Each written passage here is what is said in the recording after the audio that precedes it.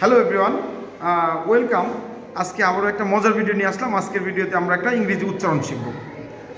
এটাকে আমরা ইংরেজিতে বলি প্রনাউন্সিয়েশন। ইংরেজি প্রনাউন্সিয়েশন আমাদের ইংরেজি স্পিকিংকে অনেক সুন্দর করে তোলে। সো আপনারা ব্ল্যাকবোর্ডে দেখতে পাচ্ছেন আমরা লিখেছি ডি এর উচ্চারণ কখন ড আর কখন বর্গীয় জ হয়। খুবই মজার একটা বিষয়।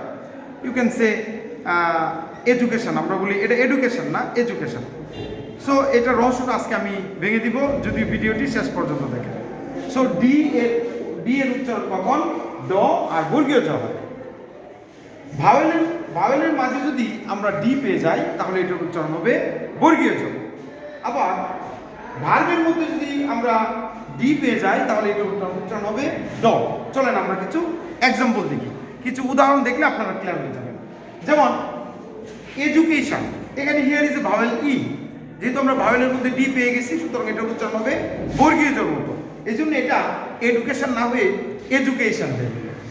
গ্রাজুয়েট, আমরা বলি আমার ভাই গ্রাজুয়েট কমপ্লিট করছে বা গ্রাজুয়েট হয়েছে, কি আমরা কি না ড বলি না, আমরা বলি বর্গীয় জ। কেন বর্গীয় জ বলি?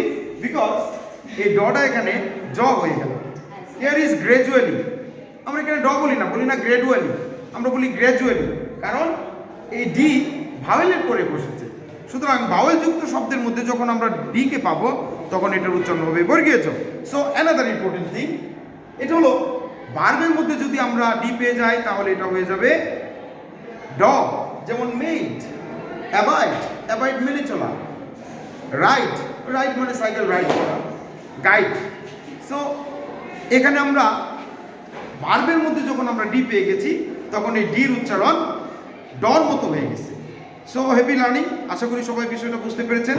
এটা হলো ডির উচ্চারণ কখন জ হয় আর কখন ড হয়, এই বিষয়টা শিখলাম আমরা। See you next, thank you very much.